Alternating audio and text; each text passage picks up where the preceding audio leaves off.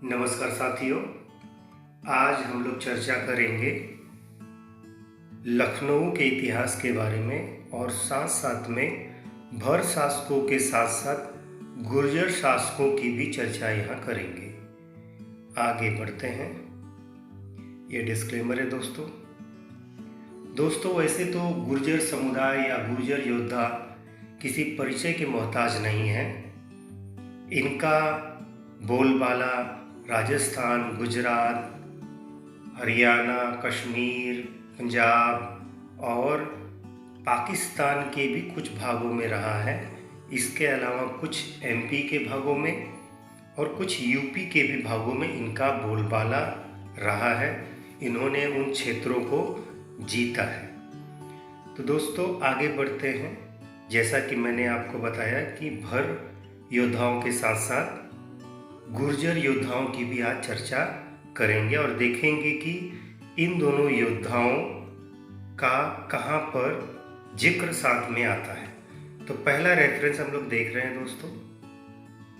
यह लेखक हैं डॉक्टर योगेश प्रवीण जी, 2002 का संस्करण है और इस संस्करण में हम देखेंगे यहाँ पर जो लखनऊ के बारे में ये बताते हैं।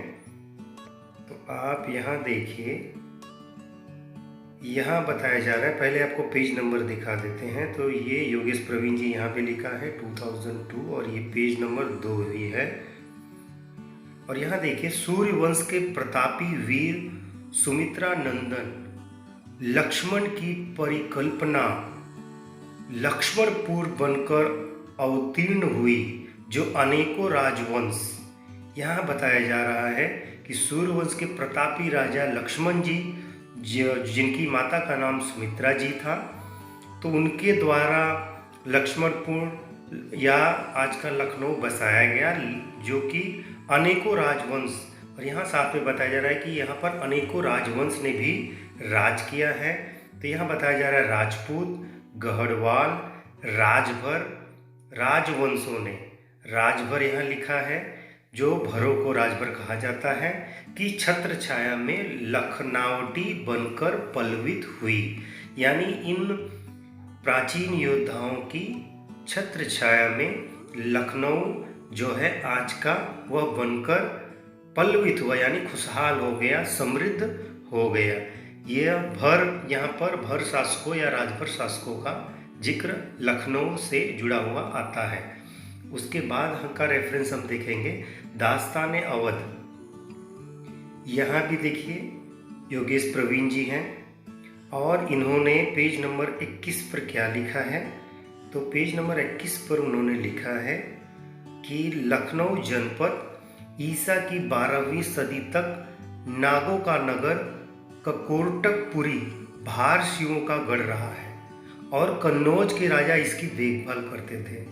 सन 1202 में जब कुतुबुद्दीन ऐबक ने मोहम्मद बख्तियार खिलजी को हाकिम सरदार लश्कर बनाकर पूरब में भेजा, तो उसने लखनऊ के पश्चिम में बख्तियार नगर बसाकर वहाँ के पठानों को आबाद कर दिया।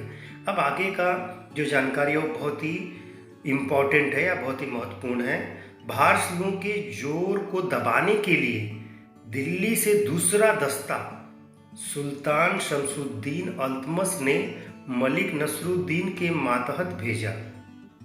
उसी ने छोटी छोटी गढ़ियों के मालिक भरों की आपसी फूट का फायदा उठाकर दिल्ली की हुकूमत यहाँ कायम कर दी, जो मोहम्मद तुगलक के वक्त तक बनी रही। अब यहाँ बताया जा रहा है कि 1202 में भी लखनऊ में भरों का कब्जा था, यानी भर राजा वहाँ थे।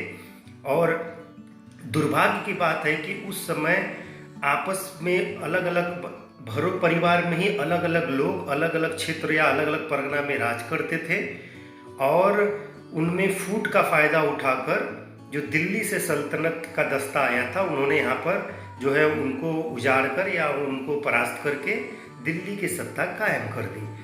और यहाँ देखिए भरों के बारे में बताया जा रहा है।